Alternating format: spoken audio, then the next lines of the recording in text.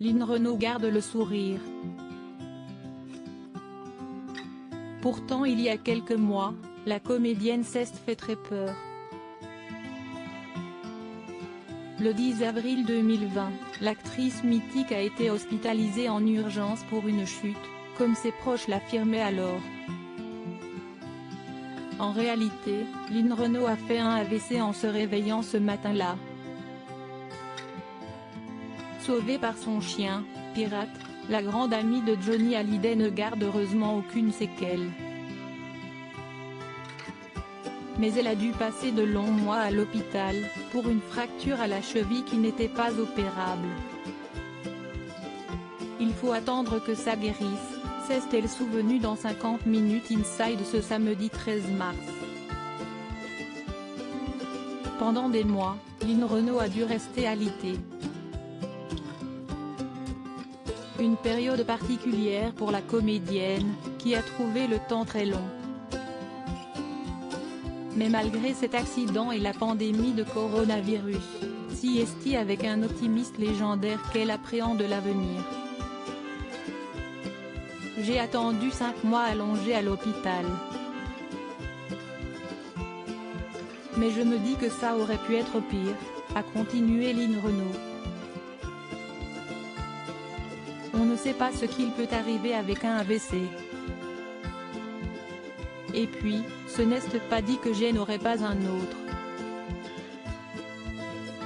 Donc, il faut foncer. À 92 ans, elle vit avec aucun regret. J'ai pris la vie comme elle s'est présentée, a-t-elle confié à Nico Aliaga. Il faut vieillir, donc j'ai vieilli. Et je partirai tranquille. Ce sujet de la mort, Lynn Renaud l'a plusieurs fois abordé ces derniers mois, forcément inquiète après son AVC. Mais sans appréhension.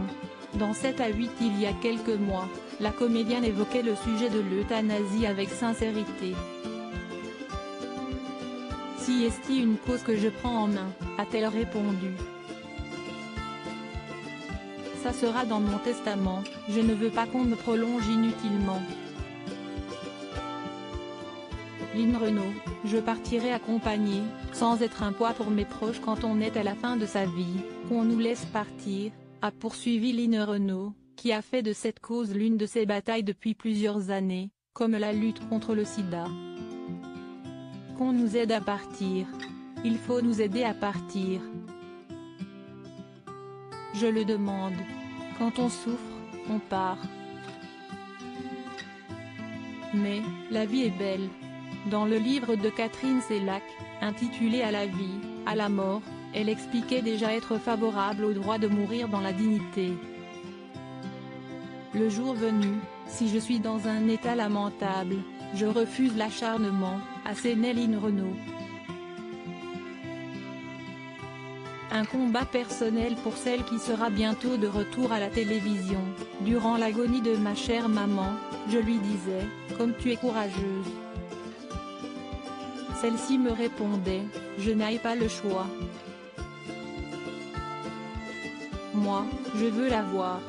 J'irai en Suisse ou en Belgique et je partirai accompagnée, sans être un poids pour mes proches.